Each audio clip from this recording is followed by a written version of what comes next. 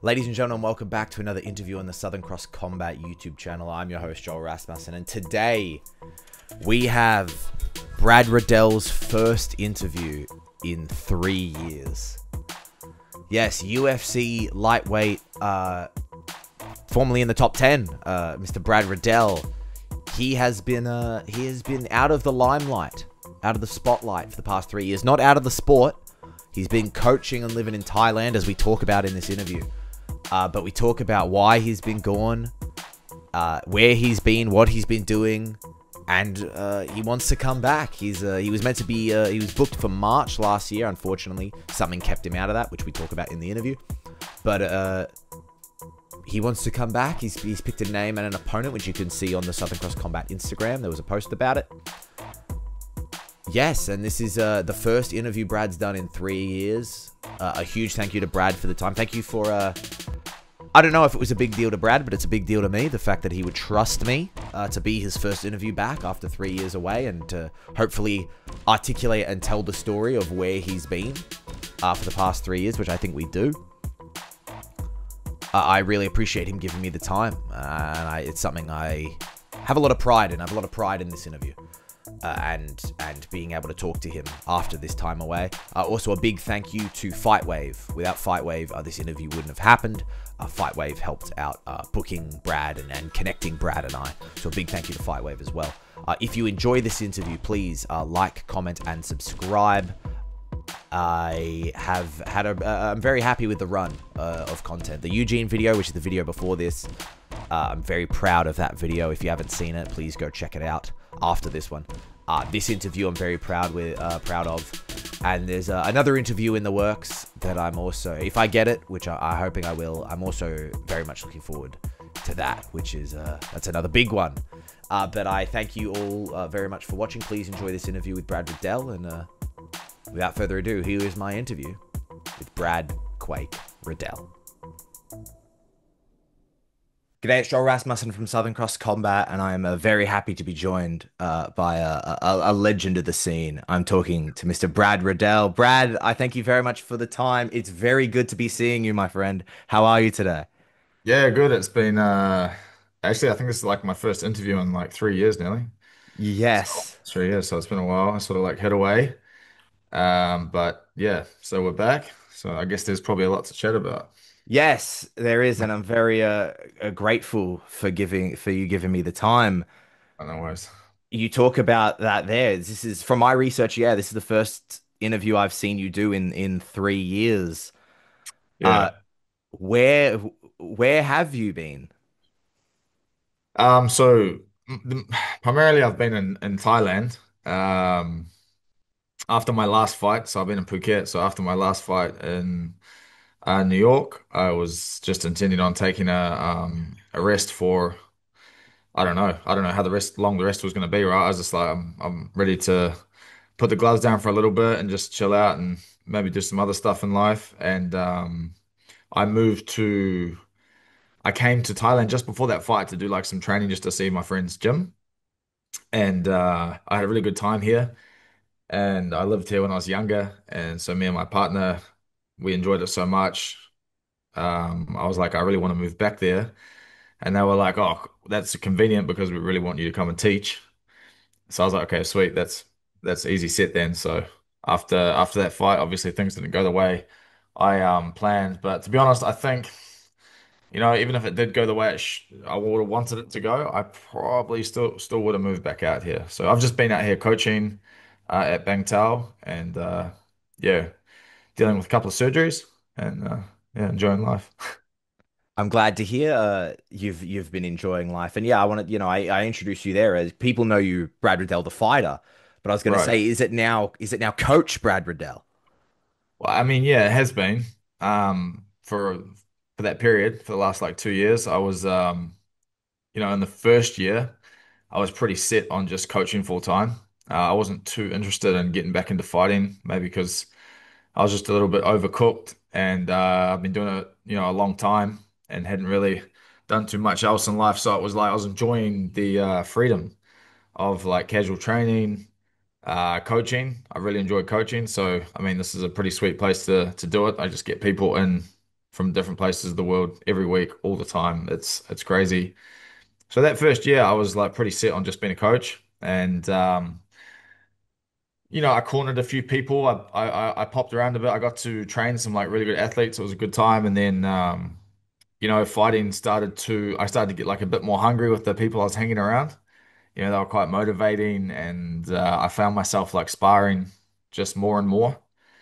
I didn't really spar at all for like a year. I'll just occasionally jump off the couch and do it just to like make sure I could, still block a punch or something. But yeah, I just found myself getting more and more back into it. And then, people would come along to spar and that'd be pretty good. And they might go like a little bit too hard with somebody that I knew and maybe they weren't so much on their level. So I would just get like a little bit, annoyed. So I'd chuck my gear on and like go and get that person. And so I was like, oh, maybe I should fight because like there's this random like competitive urge popping up every week. So I was intending on doing it and then just completely tore my ACL in two um, in one of the trainings. And so that obviously that takes you out for a bit of time. How was the recovery on that? I'm assuming a tear in two is surgery. Yeah, so like they did like a reconstruction on my ACL. It's probably pretty common. It's pretty common in fighting. I see a lot of fighters getting it. It's definitely not an injury I'd wish on anybody. It's quite it's a bit of a bitch of a recovery. It takes like at fastest like 9 months if you're lucky. Maybe if you like weren't drug tested or something, you could speed it up a little bit with peptides, but like it's a pretty slow trip back to return to sport. Gets really frustrating, man. Yeah, gets really frustrating. When it happened, did you instantly know like something had happened? I've never experienced anything like Uh, that. I mean, I knew something was wrong because my leg got locked in like not quite 90 degrees, got locked in like a pretty brutal angle, and I was like, this is weird. From what I've heard, some people do it and it really hurts. Mine didn't hurt. It was weird. It just locked up, couldn't move it. For a couple of days, I got a scan, and then they were just like, yeah, you've completely. I mean, it was hanging on by like a thread. And then they were like, yeah, you need to get like a surgery. And I also tore my meniscus, so they put everything back together. And now it's all good. Like now it's sweet as. But yeah, it's just a pain in the ass. Don't really need it. But like When if you're an athlete or you're not, it's just a pain in the ass, man. when was this? Was that this year? Nah, it was, I tore it in May. May, yeah, March, something like that, last year. Yeah, something like that. Yeah. Because there was things all over. I had like an idea of where this interview would go, but we're kind of jumping at different places. Of a Yeah. return against Thiago Moses. Moises. Yeah. Yes, So was the I was planning on fighting Thiago and then I just had like the knee trouble starting then. I was having some like just like like not stable. They were sort of giving out a little bit in training. This was like obviously before it snapped and I wasn't too sure what was going on. So I went over to it was kind of affecting my head too, right? Because I was like, man, I can't like move the way I want to move and I'm supposed to be fighting this guy. And so I went over to Shanghai and they tested my knees and whatever, and they were like, yeah, there's like a lot of laxity in your joints. They're like not very stable, like your knees, you need to like rehab them, etc. And I was like, okay, sweet. So I came back, I kept training. I started to kind of rehab them, and then it just like they just didn't really get better. And so I was like, man, I don't know if I can fight because I don't think they're gonna hold up. And so like I was just like, I'm gonna wait a bit. I'm gonna fix my knees and then I'll do this fight like maybe in a couple of months or so. And so like I pulled out of that fight, and then sure enough, like my knee snapped not so long after like canceling the fight. So I was like, shit, probably should have looked after them a little bit better. was all of that damage? Is that just sustaining over a career of doing what you do? I mean, honestly, I assume so. I assume so. I mean, I had like a hip surgery after Moicano. So like a couple of months after that, I went to Las Vegas and the UFC like fixed my hip. I was having like a lot of problem with my hip. In the last like half of the year with my last two fights, it was the labrum was just torn off and completely hanging off and like always getting caught in the joint. And there was like a bit of bone sticking out that was just scratching all the cartilage off. So there was like a lot of time in that last year of my career where I was like in a lot of pain and sort of like managing it with like painkillers and like anti-inflammatories and stuff. And then I'd train a day, rest a day. And so after that fight, it was really, really bad. And I was like, man, I need to fix this. And so in New Zealand, they tried to replace my hip completely, um, which I thought was like a little bit insane for like a 30-year-old man to have like a metal hip. And so I told the UFC, and then they were like, "Oh, come over here, we'll check it out." And I went over there, and they were just like, "We'll just do like a pretty minor surgery, like we'll take like 90 minutes, and we'll fix it." And so they did. So I was pretty happy, mad, right? I was happy that I didn't have to have an insanely major surgery, and I was mad that they tried to replace my hip in New Zealand. I was gonna say I'm not trying to slander anyone here, but how does one place say it's a 90-minute quick in and out job and the other place is like we're gonna have to take it? Mate, honestly, I don't know. Uh, I don't know. I haven't even talked to the surgeon in New Zealand about it, like why he, came to that conclusion. But I was super grateful for the surgeon in Vegas. He went in, fixed it, and I woke up and obviously I was humming on painkillers, but when they wore off, there was no pain, and I was walking within like a week, and it's been damn good since. So I'm super grateful for that. So like, yeah, if you guys are having problems, get like a couple of opinions, I think. Always, you should always get like a couple of opinions anyway. Um, but yeah, So if you could estimate in the 3 years since people have seen you, the two and a bit years since people yeah. have seen you, how many surgeries has it been? Well, one planned and one unplanned, right? So I had two. And the second unplanned one was like quite a big one. But the surgeon in Bangkok, he did like a really good job. He does like ACLs for FIFA. So he's like a bit of a black belt and fixing ACLs. So my knee's good, man. So that's why I'm trying to obviously get back into fighting. But yeah, it's proven a bit more difficult than I anticipated. How has it been? How do you even begin to come back? Like who do you call to be like, put me back in, coach? Right. So I guess if you have a manager, which I currently don't, they do that, or you just email the matchmaker and the contract person, tell them you're healthy and ready to go, right? Which I've done a couple of times and just still waiting on the reply. I was trying to get that match up with Mason Jones, which I thought would be a great fight. Um, he wanted to fight somebody, right? He was like, "I'll fight anybody on this date," and I was like, "Oh man, that's a great date." That's a like at the time it was like 10 to 12 weeks away. I was like, "Yeah, I'll fight you in Abu Dhabi." Like, great fight. Mason's like a physical, strong dude. Looks like he loves getting into a firefight, and I feel like that's someone that is a very like suitable, good testing fight for me, you know. And I just saw the other day that he was matched up for Abu Dhabi, and I've been waiting to hear back about anything. I assumed maybe I'd get it right because the matchmaker's job was kind of done. Right, two guys were like, "Yeah, we'll verbally agreed to fight," and there was a date, and the card was not full. So I started train. I've been training in preparation for that, but that's coming up pretty soon. So about 4 more weeks, that card's on, and he's matched. So I don't know if I'm going to get dropped a last minute fight on that one, but I'm like prepared and everything in case I do. And then there's the next one in August, which is like, just in the backyard for us in Shanghai.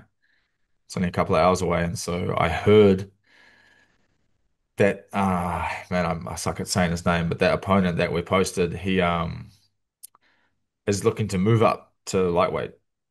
And, he's in ridiculously experienced. I think he's like nearly had 60 MMA fights or something. That's crazy. And I was like, yeah, okay, brilliant. Like, not that I'm just targeting that guy. It's just he wants to fight. He's unmatched. Wants to do it lightweight. I want to fight. I'm unmatched. It's a it's like easy, right? It's like easy to set up. I'm not really in the position to be like calling people out, right? I've been away forever. I'm further away from the rankings than I ever have been. So it's just like whoever puts their hand up, I'm like, yeah, no worries. I'll fight you. Has there been, whether it be for Jones or for Shaylin, has there been any response from the UFC? No, no, nothing at the moment. Just like public interest and public pressure, right? That's what I'm going for at the moment. I had interest from Mason, right? He had no problem. And Shaylin, I assume he's probably seen it now because a couple of the Chinese boys that I trained for their road to UFC messaged me like within a few minutes. They were like, "Oh, are you fighting him?" And I was like, "Nah, we're just making things. We're just trying to fight anybody." And so I assume he knows. I'm sure they like told him, but I assume he would have no problem. Like a guy that has that many fights, sure he'll be more than keen to fight someone, right? When, especially in MMA, it's such a sport of like, what have you done for me lately? And you said it there where you're like, I don't know if I'm in a position to be calling for anything. But Yeah. I feel like the outpour that you've received, even just on the post we're talking about, but when you were calling out Jones, people were still there and still calling for it and supporting you. How, what has your reaction been to the support? Were you surprised that people are still getting around you? Like, it can be easy to feel forgotten. Um, yeah, for sure. Like it's always nice to be supported, right? I'm sure I've always had really good support. I assume it would be a bit of a daily battle if you didn't have good support like that. It would be definitely some testing times in your career, but I guess I've remained like relevant in the sport just in a different way with like the coaching and staying active over here. Like I've been away from, actually competing for nearly 3 years or 2.5 years. But I've been training like the entire time and like sparring again, grappling against like really high level people, which is like the benefit of being here. So it's strange. I know it's been a while since I've fought, but it kind of feels like it hasn't. I don't feel like the ring rust or anything like that. I feel more competitive than I did at the end of my career, and I actually feel better. Even though I've had some surgeries, which is like sounds funny enough. Maybe just because I have a lot of control over how I'm training and what I'm doing. Yeah. So, and I'm still at like a good age to get back into it. I think if we were like a couple more years down the track, I would be probably less supported and people might be like less confident in me. But maybe because people that have come here and seen me train and seen how I've been going, maybe that's why they're still supporting me and confident that I can keep fighting. I filmed a video recently with Eugene Behrman where we Mm. watched old CKB footage, old boy, like some of the old fights. Man, like old fights. Yeah, like everyone pre UFC, Oh and yeah, so, yeah, some of Eugene's old fights where he's yeah, yeah. kickboxing and doing MMA fights, and the con 1940s. but the consistent thread throughout everyone except for Eugene's footage, you're in the corner, you're I there, you're coaching people, and am. I asked him about it, and he told me about you as a coach and why you kind of came to it, but I want to ask you that why coaching? Why was that something that you seem to have been drawn to and do very well? I've been asked that before. I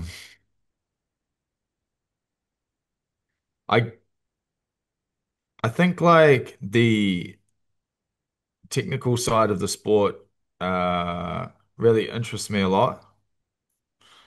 I've always been fascinated on like, why some fighters are better than others. Like what makes like certain fighters like exceptional and other ones good. And I used to like watch Eugene coach a lot. Where do I start? To be honest, man, I didn't want to be a coach in the beginning. Like it just happened, right? So this is how I became a coach. Was I was living in at Tiger Muay Thai, and I would just like fight until I ran out of money, and then I would fly home, and then I would like hang. gym board. I put up like plaster walls, save up money, and go back. And then I'll just do that, right? Till I ran out of cash. And then I was like, man, this sucks. And then eventually, the kickboxing coach at Tiger at the time got fired. And a friend of mine at the time, Roger Huerta, was like, oh, you should take this job. He was like the head coach. And I was like, yeah, sure. So I took the job. I wasn't that keen, but he just like kept encouraging me, kept pushing me, kept pushing me. He's like, I'll come to all your classes. He came to my classes, brought people to the classes. And then like that's how I ended up coaching. Was I was brought into it by Roger, and man, I sucked. Like if I look back at how I coached then, um, it was shit compared to compared to like now. That's for sure. Like my interpretation of coaching back then was very, very different to how I coach now. Then I just taught like kicking and punching, right? Like how to kick and punch and sequences and like combinations and but now I actually teach you like how to fight and how to fight opponents and how to do it as, defensively responsible and come out with your health intact. It's like a very, very, very different evolution. What caused that evolution? Just having way better coaches around me than I was. Just realizing that I'm not that good. Like, Eugene used to come over with Izzy sometimes before we would both go fight in China. And Huge would like hold pads for me. And I'd watch him, train Izzy. And I was like, wow, okay. There's like this guy knows a lot of stuff. And he's like, well, a much better coach than I am. And so I would think about that all the time. And then I was wondering like how he learned all that. Like how do you learn that? Like how do you watch film and what do you look for and who taught you what you're teaching me? And eventually I would just fly home for like important fights to train with him to do camps at home because it was just like the coaching was invaluable. It was crazy. And then I started to get close to the UFC, right? And the fights were getting harder and harder. Would like communicate via text and stuff like that. And then I moved home and there's tons of good coaches in that gym. And I just like was like, okay, wow, okay, this is like where it all sort of stems from is these guys putting their heads together, coming up with different concepts and always learning. There was a lot of good athletes in the gym. Also, like, watching the athletes, you learn a lot, even if they're not like directly trying to teach you, you will learn a lot from them. And so then I just stayed home. I was like, oh, it's too good to walk away from this. Like I learned too much, right? I remember I'd always sit, like Izzy would hit pads. I would hit pads first, right? I'd always hit pads at 8 in the morning, Monday, Wednesday, Friday. And Izzy would be 9 because he was just shit at waking up. Probably 9:30 by the time he actually turned up. And so I'd always sit and watch Eugene hold pads for him because it was just like a completely different game plan for and just a completely different body. And a far more athletic person than what I was, right?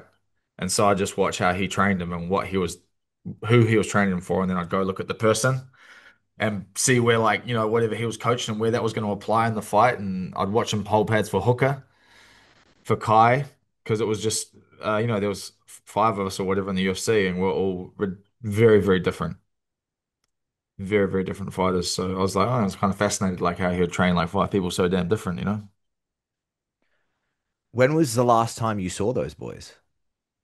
I see him all the time. I haven't seen Kai for a while. And Dan, but I've seen Izzy and Carlos because Carlos had a fight in Macau, so I cornered him. I had a guy on the card, so I cornered Nicholas Motta over there, and then Carlos was fighting in the main event. Oh, main event, sorry, something like co-main event or something later in the card, whatever.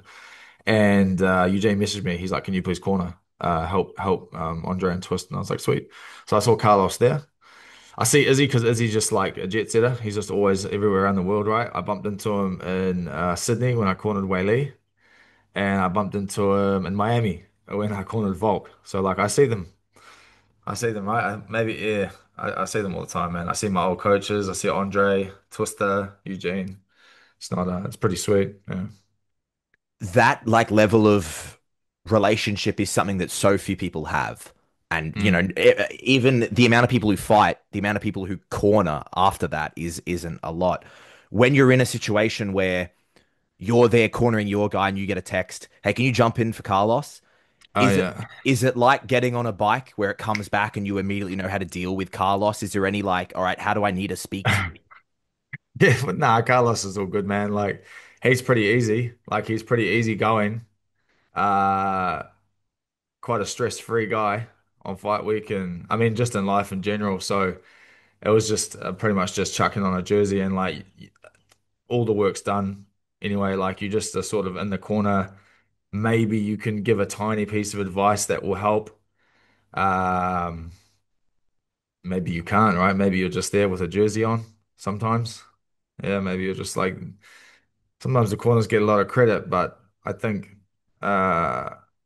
it's always on the fighter, man, because you can yell stuff out hoping the opponent doesn't speak English, because he can hear it too, but the actual application of what you're yelling out sometimes is like you're like, I don't want to throw that. I can see him waiting for me to throw something, right? And so I think it was Calvin Gastelum. No, it wasn't Calvin Gastelum. It was Mike Perry. He was talking about getting cornered one time, and he's like, "Man, sometimes my corner's yelling out, throw this," and he's like, "I don't want to fucking throw that. You throw that." He's like, "It's not a good time." And I was thinking, like, sometimes I've been in the fight and people have been yelling out, it's there," and I'm like, "Yeah, bro, I know it's there, but um, it's different when there's a guy in front of you." I remember I fought when I fought Rafael.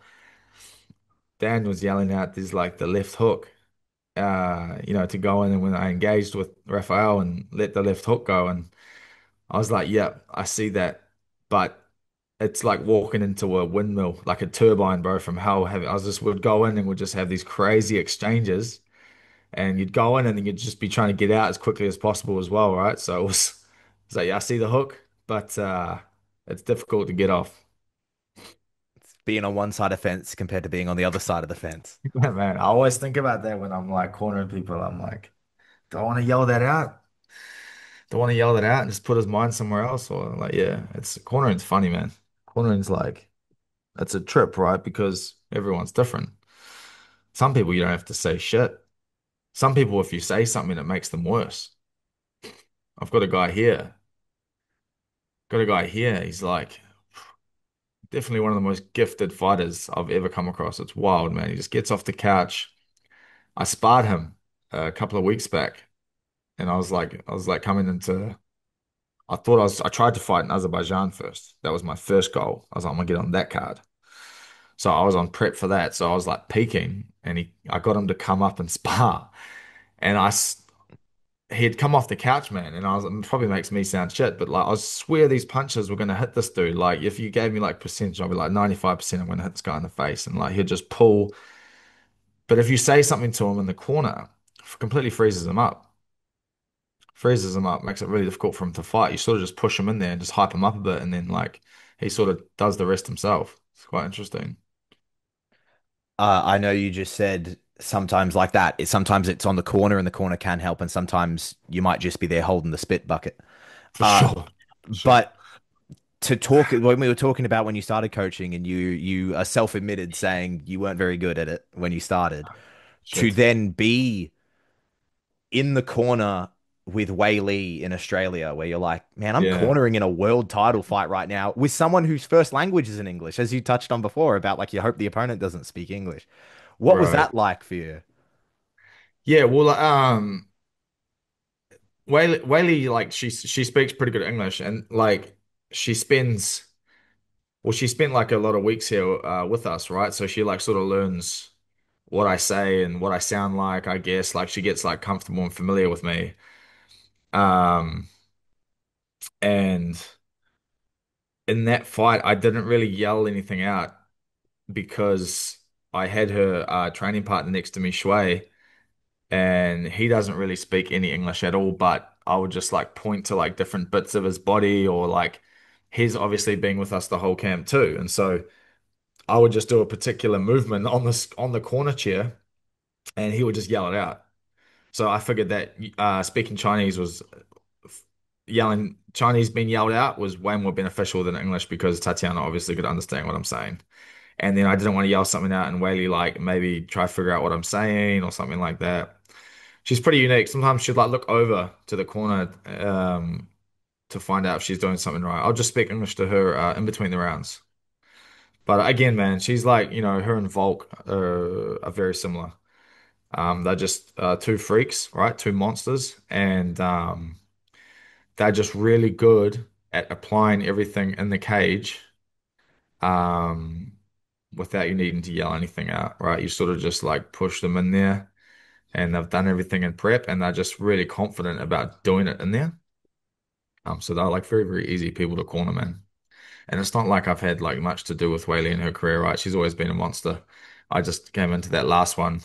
She asked me to help her out a little bit, so yeah, that was pretty cool. Uh, Talking about the last time people saw you, in the fighting sense, in the UFC sense, the Mm. thing that always stands out to me, I remember seeing it. I think the date was November 14th, when you made the Instagram post, like kind of Top yeah, yeah, yeah, sure, sure, sure. announcing you were going to take some time away. Mm. Uh, if we could go back to then, Yeah. what was kind of your mentality in making that post, and how were you at that time? Oh, well, I mean, like, I kind of made that post in my mind before I'd even fought. I was just burnt out. It was my own doing, right? It's my own fault, for just not balancing, fighting like you should. Obviously, you need to, you need to go, right? It's a short career and a short window, so you need to fight all the time. You need to train all the time.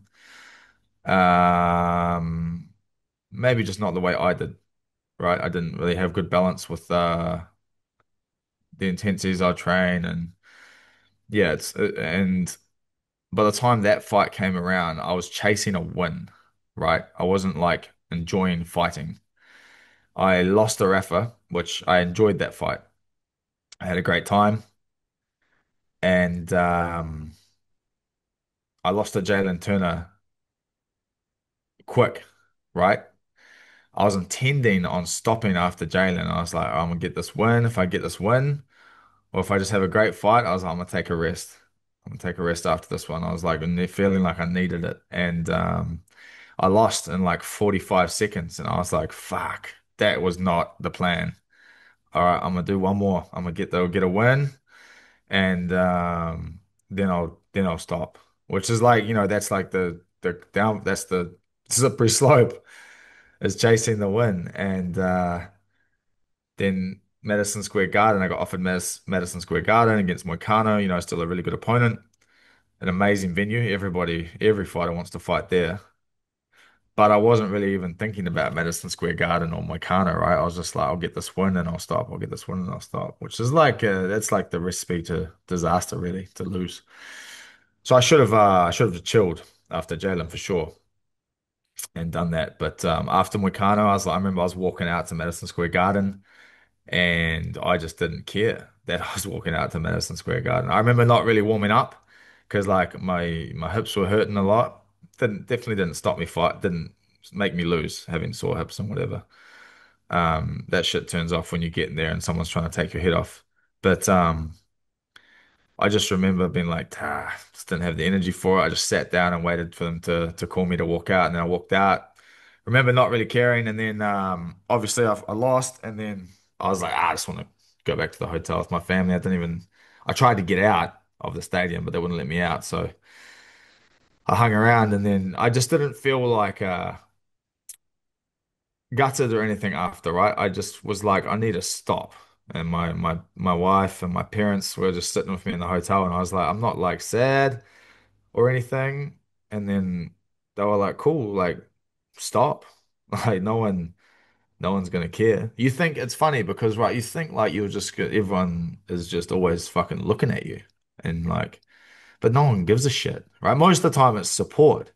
Most of the time people will support whatever you do and you lose and you think like, the lady, I'm at the grocery shop and I lose and I think this old lady's like judging me doing her groceries. She's like, that guy lost in the weekend. And I'm like, she doesn't know you lost. She doesn't. give a shit about you. It's like a weird mentality. And yeah, so I did that post, and I felt a lot of weight come off. Yeah, like a lot of weight come off, and like all the comments were just support. I didn't say I was retiring because I knew I didn't want to retire. I was like, I really love this. I will fight again, but I was like, I don't know when. I'm just gonna chill for a bit. I was going to ask if you thought, yeah, if you thought at that time if you were ever going to come back. So you felt it's always kind of been inevitable. Yeah, I definitely wanted to come back. I was intending on coming back a bit earlier, right? The ACL sort of put a bit of hold on that, but I definitely wanted to fight again. I do really enjoy fighting, and yeah, I'm looking forward to doing it again now. I just wanted to feel good again fighting, like, you know, just want my body to feel good again. Did, other than just time away, did something have to happen to make you feel good about fighting again? To make you, I'm going to use the phrase care about fighting again? Hmm. Uh, I think. Not so that. I I wasn't chasing anything to happen, right? I think I didn't mind if it got to the point where I didn't mind if I did or didn't, because I was like enjoying coaching. I was enjoying like casually training. I had over here, I got so much time with my daughter. She's really young, and I got a lot of time with my family. So I think just it just come back. If it didn't, I wouldn't be upset. I'll be like, I did pretty good. I got to like, top 10 in the world. I think a lot of people don't get there. I'm definitely not going to retire off my fight money, right? But that was never the intention. Luckily, I have a coaching skill set and like a smart partner, so that's not too big a concern either. But yeah, it just came back by itself, which is, I guess, what I wanted. Yeah, it came back by itself. I, as I said, like it's such a unique experience and a feeling to have. So few people fight at the level that you do. But when something's gone, think you can forget things about it. And you maybe forget certain feelings, and then it comes back, and you're, oh, I remember it felt like way. I like to think Right. of it as like if you're out of the training room, you go back to training, you might remember what sucked about it, and you're like, oh, I didn't like doing Yeah. burpees. That's yeah. In the beginning, getting back into fight camps, that's the one you forget. Yeah. That's the one to forget. You don't forget what it feels like to walk out at the UFC and stand in the cage and stuff, right? I cornered people in that break, and so I remembered the feeling. I'd stand there even though the other person was walking out. I was like, man, I remember this well. This is a dope feeling. I think the thing that slips your mind when you get excited about starting fighting again is like the uh the fight camps. They're tough, man. Like they can be tough, right? They obviously change as you get older and stuff like that. Everything has to adapt and change, but end of the day, you need to prepare for someone else that is preparing to take your head off. So you need to prepare hard. And so yeah, you forget a little bit about being tired all the time, and then you got to like juggle family life and whatnot and coach people. So I mean that's the one I probably forgot the most is how much a fight camp could suck. That's what I As was gonna as you get ask. older, as you get older, there's definitely like when you're younger, there's like a bad day a week, right? Maybe. But as you get a bit older, and there's like everyone's like younger, there's definitely a few more bad days than there used to be. Not so much like bad days, but like hard competitive days than you would remember when you were like the alpha in the room, maybe, because that starts to slip away. What is there one aspect of camp, like one exercise thing you have to do, rounds like grappling or whatever, that you've come back to, and whether it be you hate it more or you go, oh, this wasn't as bad as I thought. Yeah, for sure. Like the that assault bike, I just been that shit off, man. I spent years on that assault bike at CKB, and when I started to train hard again, I like just like automatically programmed that in for some dumbass reason. And then I sat on it and did some hard shit. And I was like, oh, fuck this bike, man. I'm just gonna get all my work in through like live work, like repetition, all my conditioning through like doing the sport. like specific stuff. I was like, that bike can kiss my ass, man. Maybe I can do a little bit of it outside the camp or something, but that thing's not going to have a part in my life anymore. I hate that thing. And now I saw Marab doesn't do it. I'm like, yeah, sweet as. All good. It has validated all of my Yeah, opinions on man, it. that's all good. We're good now. Weili didn't touch it. Weili doesn't touch it. And I'm like, yo, Weili don't touch it. I'm not touching it. I don't know. I haven't tallied it up, but I think the assault bike is probably the most common answer when I ask that question. I That think most machine. people hate it. Yeah, it's a shitty old piece of equipment. When we were talking about the potential opponent with Shaylin, you mentioned Mm, it's purely a timing thing and an opportunity thing. yeah. But do you know much about him and what do you make of his style? Yeah, I mean I've watched a little bit. I actually think I watched him live. I might be wrong.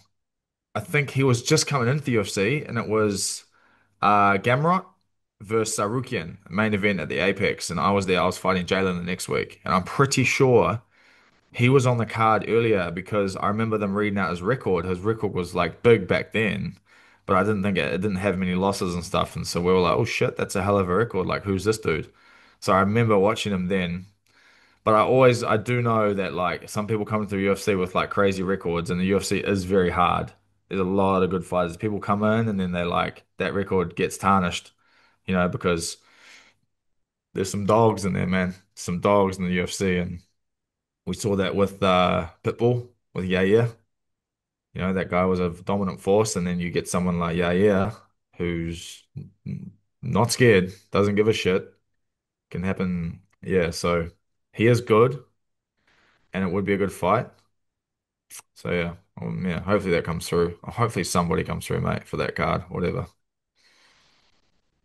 You mentioned, people know you repping CKB, and Mm. that's kind of where a lot of that, especially that New Zealand kind of force, comes from. Uh, for a potential return to the UFC, would you go over and do rounds at CKB? Would you just have people come to Bangtao? Like, how would you approach this camp? I'll do the camp here. I won't go back to CKB. I'll definitely do it here. I have all the people I need here. I'll be honest, like the CKB training room is still probably the best in the world from what I've seen. Like the level on that mat is crazy. But that my time there is all done. I'm going to prepare here with my boys that I used to always prepare for fights with before I went to CKB. All right, a big chunk of my career was done here at Tiger Muay Thai. Now with the coaches, George, Frank, Alex, Woody. There's some more coaches here now that are really, really good. We've got Olin Livesey, Conor McBride, James Heelan. These dudes are amazing. So I have everyone I need, and then I have a really good fight team here of sponsored fighters that I coach with those guys and young guys and girls. But they're all you need, man. They're hungry and they got more energy than what they need.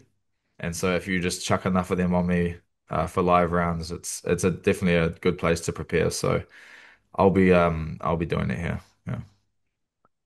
You mentioned that in this time off, you've been able to rest the body, rest the mind, and you said you've been working, you've been training. Yeah. When you look at the Brad Riddell who fought in November 2022, and you look at that guy from a fighting perspective, who is that guy and who is the person who talks to me today? Um, well, I think back then I was a fighter, right? I wasn't a coach at all. So I had a very different like outlook on the sport. Um, Back then my goal was just to try and become UFC champ, right? That was like pretty much whatever I cared about, do with the sport. And I guess you evolve a bit, and definitely in the situation that I've been in with the coaching is you like have a different outlook on the sport.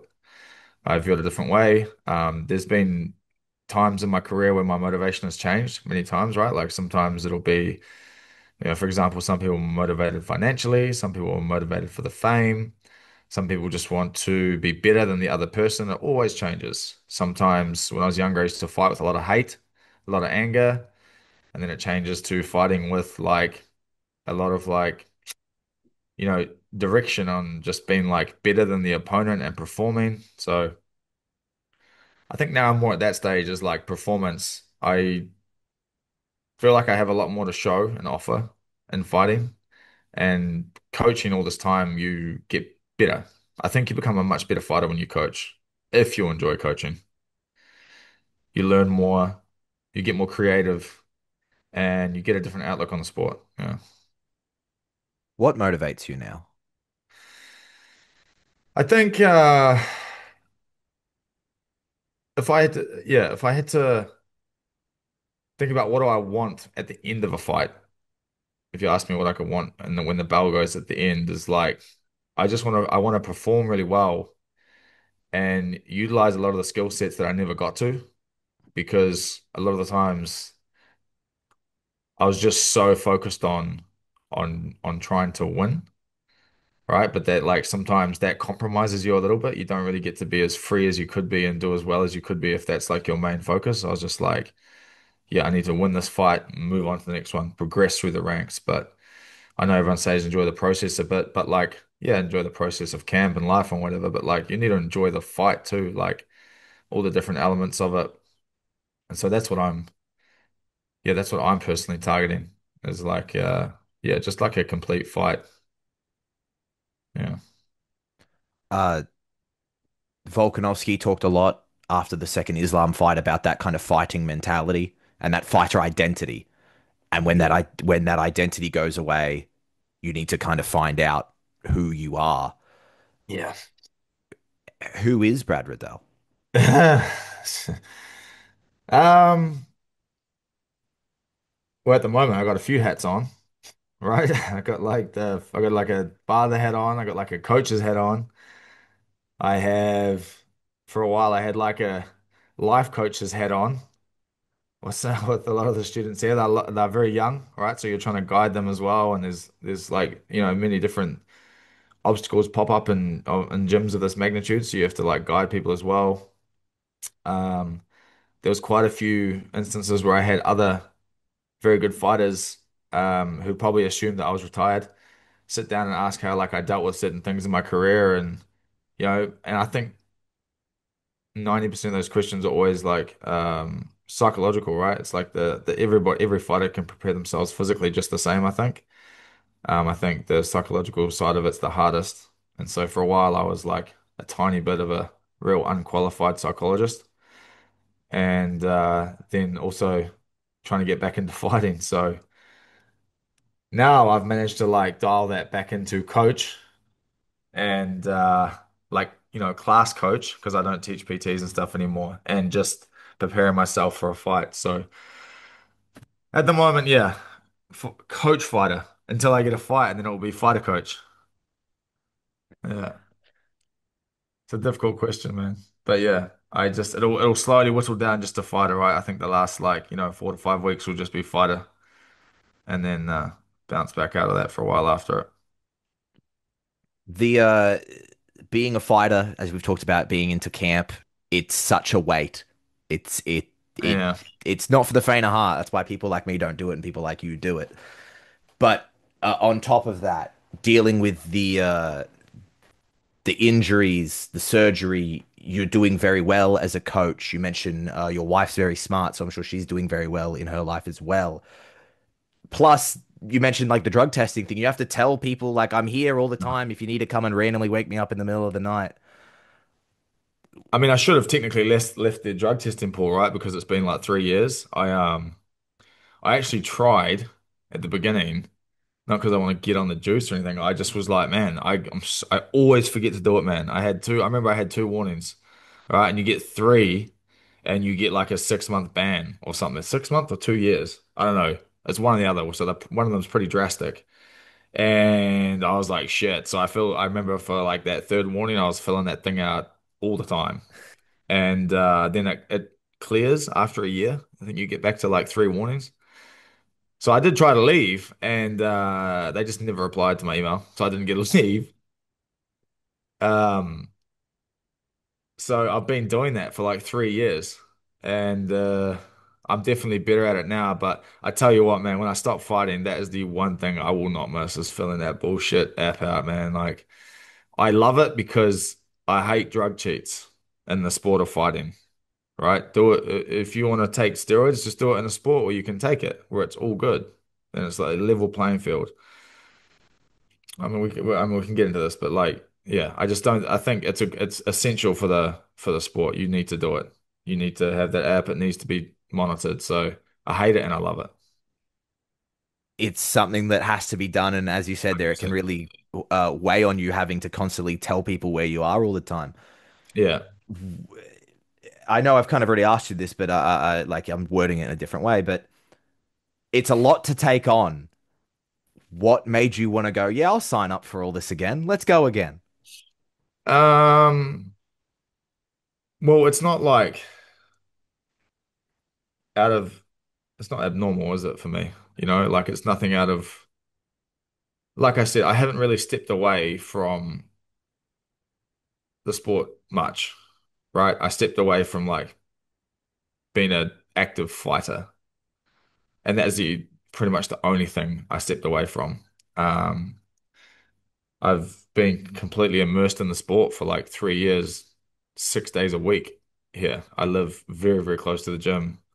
And for the first year, I was teaching a lot with the boys, because I just loved it. And then I've trained. I haven't stopped training. Like even when I had my ACL surgery, I remember Volt came like 2 weeks after that, and I was like on crutches teaching him how to like not I wasn't moving, but I was trying to teach him how to move or the stuff I wanted him to learn.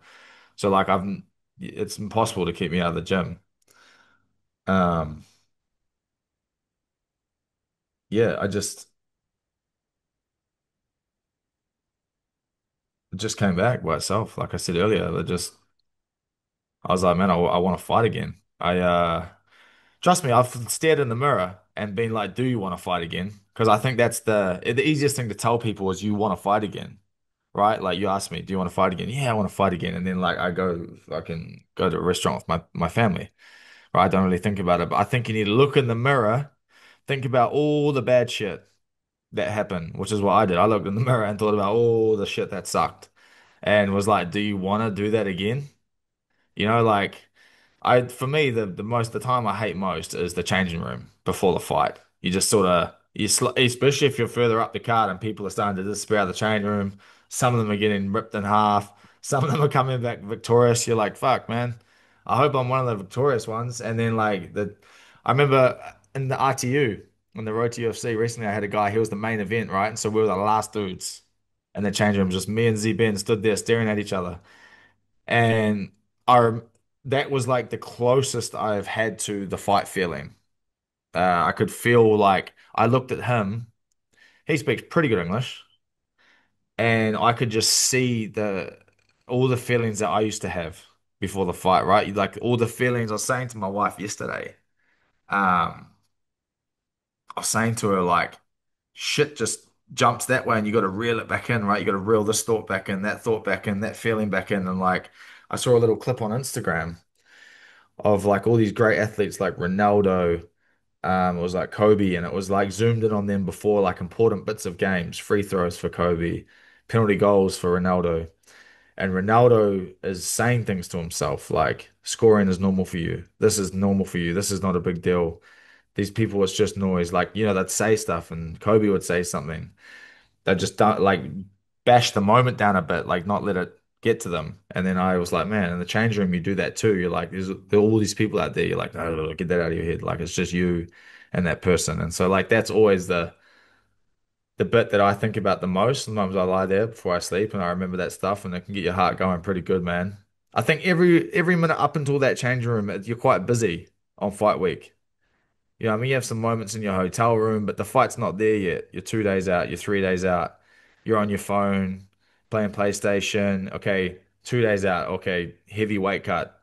All right, that shit's occupying you. Food, water, weigh in. Okay, I can eat whatever. Now I'm going for it. I feel good again. Wake up in the morning, fight day. Ooh, it's coming tonight. It's still not quite here yet. Going to the fight. all the other fighters are on the bus with you. This is normal. We're all doing the same thing, right? This is what we do. And then you get to the venue, cameras, people saying, "Hey, you need to do this, you need this." You're distracted. You check your gear, you get your gear on, still distracted. Hit the pads, you're thinking about the pads. Pads stop, and you're stood there by yourself. Now you're like, okay, now I'm fighting because you there's nothing distracting you. Maybe you look at the TV a little bit, someone else fighting. Okay, that's a distraction.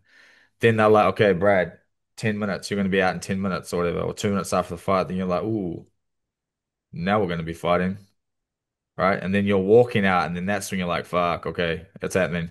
But when you get in the cage, it like all shuts off for me. Like I feel real comfortable when I get in the cage.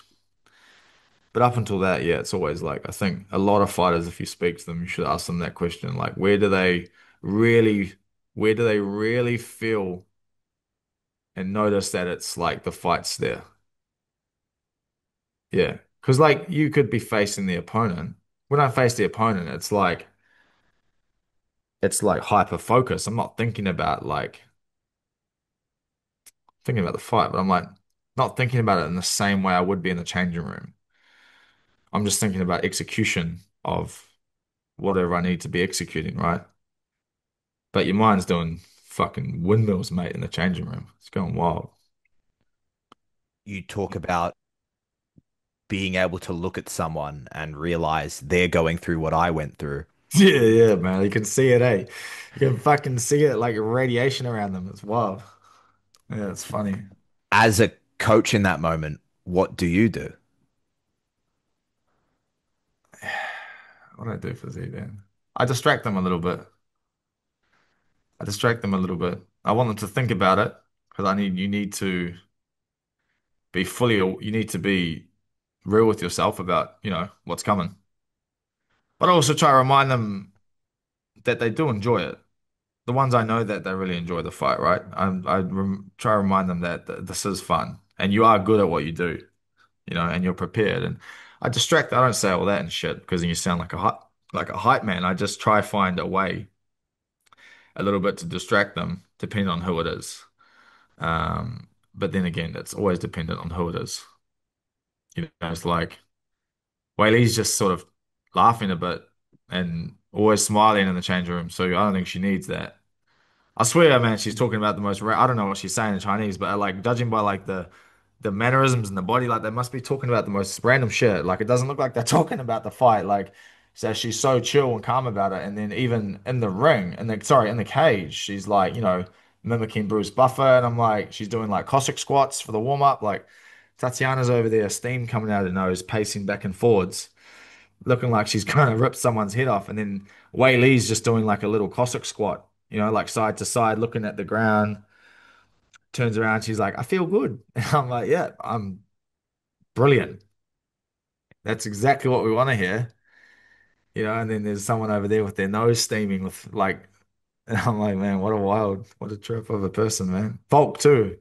Volk's the same. He sort of like looks around. He's just, I don't know, maybe that's what makes them feel comfortable is not looking at the other person. You don't need to stand there and like square up with them and eye them off. You're about to just try to put your fist in their face, right? Don't worry about who having a stare off. Maybe that's not your thing. I've never felt like it's not really my thing having like a big stare down and stuff like I've never hated any of my opponents, to be honest. I've never fought any bad people. Any people that I've been like, man, you're a dickhead. I've fought like decent blokes, and then I'm just like, well, we got to fight, sorry. I suppose this will be a question I may ask you on the other side of it, and we can do a comparison. But uh, the next time you step in there, because you mentioned me before, and of course I understand as a person you evolve because you've been fighting for so long. You change as a human, you change as a fighter. Yeah. But the next time you step in there, do you think you'll try to channel maybe a little bit of that calmness of a Volk or a Weili? Yeah, for sure. I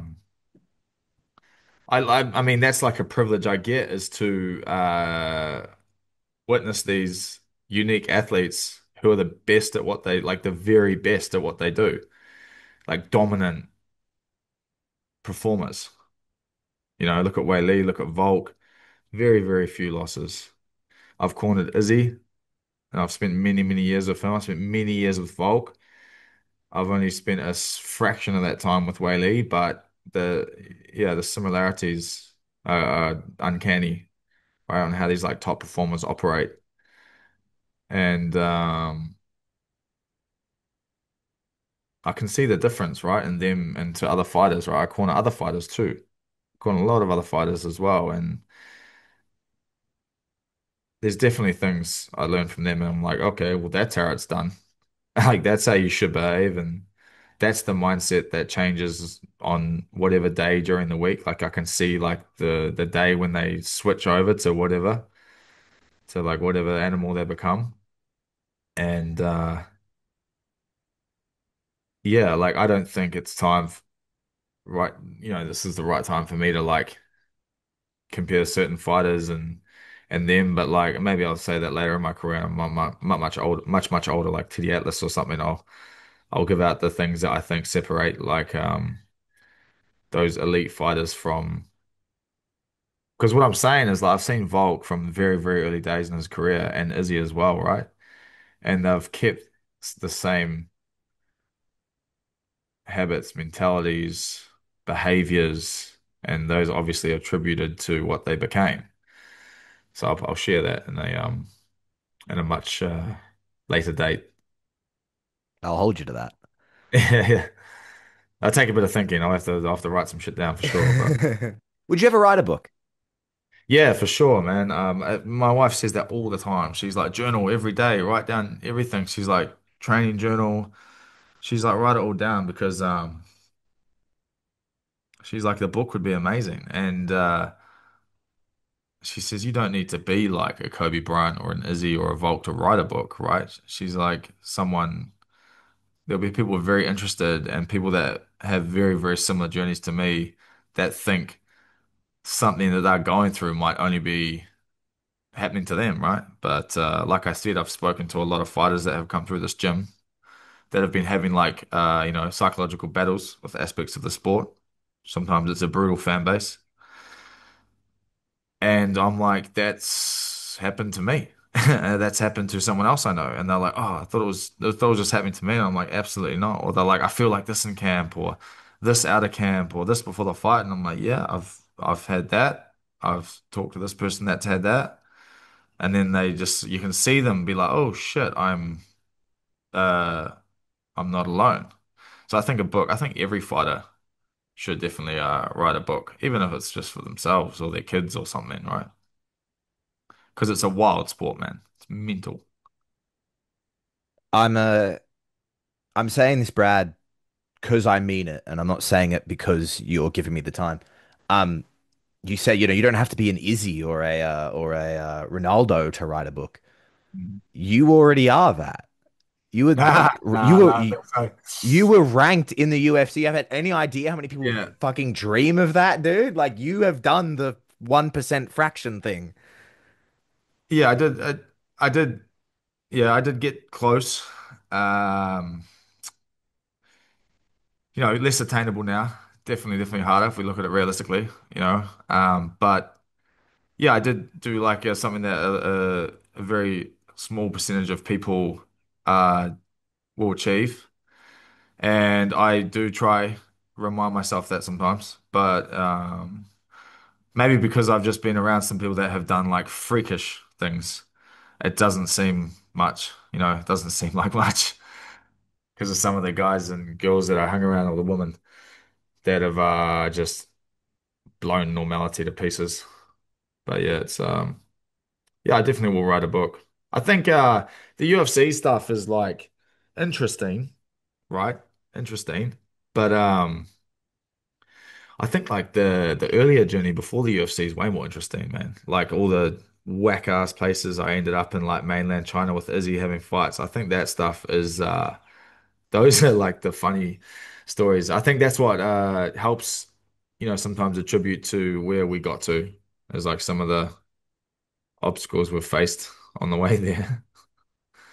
And some of the injuries you've fought with and things like that that you just don't really speak about because it's normal, or just yeah, it's just something you have to deal with. So I think that will be the most interesting part of the book, not the final chapter. That's for sure. I don't. How far off are we of the quote unquote final chapter? Yeah, I don't know. I mean, to be honest, I don't have like an end date in sight. Like I haven't thought about that. I think that's just something I don't really need to give any energy to at the moment. I think getting a fight and then fighting just to the best of my ability and seeing where that goes. Will each fight will dictate what the next step is, I think. Yeah. When in March, when the Thiago fight was going to happen, when I heard about that, biggest smile on my face when you continually push to call out Jones and call out more people. Biggest Yeah. smile on my face because I love watching you fight. I love you being a part of the community. How can the community help you? How can the people watching this interview help out? We're trying to drum up like social media support. How can the people Yeah. help you get a fight? I think that's the biggest thing at the moment is like just putting the pressure and the interest out there that people do want to see me fight again. Pester in the UFC, Sean Shelby. I mean Dana, but I don't think I'm in his scope anyways. But like definitely, Sean is the matchmaker for my weight class. So letting him know that people are interested in me fighting again is always going to help. And yeah, I think I'm sure he knows it as well that I have, a lot more entertaining. I still have a lot of entertaining fights left in me. And yeah, Sean, give me a fight, man. Put me on August, all right? I know Abu Dhabi's close, whatever. August is good too. Chuck me in August. It's in the backyard. Shanghai is very close. And then yeah, we'll take it from there. Pester him lovingly, lovingly Yeah, yeah. pester him. Like I get it, right? Like I pulled out of a fight for sure. It's always frustrating for as someone that's organizing many, many fights. I get that. And I probably wasn't super clear at the time what was going on and what I was going through. But I guess now I doubt that he'd listen, but if he did hear this, he might. Ouch. A- And no, I mean like he's probably still grumpy at me, I'd say. Probably still pissed at me, bro. No, I'm taking the piss. Yeah, but yeah, I get the business side to it, man. I could definitely get the business side to it. I mean, it is all business, right? At the end of the day, we're like cockfighters. Some of us are prize cockfighters, some of us aren't. But yeah, we'll get there. Because you guys like you helping me, bro, we'll get there, trust me. Of course, brother. Anything I can do. Brad, I thank you so much for the time. I got one last topic for you. I hope this has been fun. It's been a lot of fun for me. Yeah, it's good. It's like nice to talk. Um, you mentioned, you've never fought anyone who you think's a dick or bad guys. A fight of Yeah. yours that is permanently tattooed into my brain is you versus Jamie Mullarkey. Ha! Specifically, Good, because I Jamie. don't know if I've ever seen it since. The ending of the fight where you guys were both on your knees in the cage and you just hit him with this last shot from your knees. Because I don't know Yeah, if I've ever seen that since or before that. I yeah. was just wondering if there's any fun story or anything from that fight that you could talk to me about because I remember that fight and it is tattooed on my head. We didn't. I mean, to be honest, I think he's probably the bloke that talked the most shit before the fight, a fight I've had in the UFC. He was just like, I just don't think he's that good. I don't. It's funny because now me and Jamie are mates. We actually trained together quite a few times in Wollongong. Uh, and so I spent a lot of time. He actually come over here and I helped him prepare for Roofy when he fought Roofy. Yeah, so like I spend a lot of a lot of time training with him now, and me and Frank give him a lot of shit. But yeah, he was the one. He was like, I just don't think he's that good, blah blah blah. And so I went into that fight with like a little bit of animosity. But he hit me with some good shit too. So yeah, it's I don't remember too much of that fight, man, to be honest. Heavyweight cut, severely concussed, a lot of adrenaline. It's definitely 48 hours that I'll have to dig deep in my mind to find. As is the joys of the fight Yeah. game. Yeah. Uh, Brad Riddell, I cannot thank you enough for the time. No worries, This man. this was awesome. What does the rest of today look like for you? Well, yeah, same as you for a weekend for us, and then back to it on Monday. We got a one of the guys fighting tonight in the local stadium, MMA. So Bangla and Patong Stadium, they now have MMA fights, which is pretty cool. So like, if you do come to Phuket, it's definitely getting much easier to have like a lot of fights. This is one of our guys, Oscar, pretty sure it's from Spain. Dude is doing it exactly how you should do it over here. He just fights all the time. He fights Muay Thai, he fights boxing.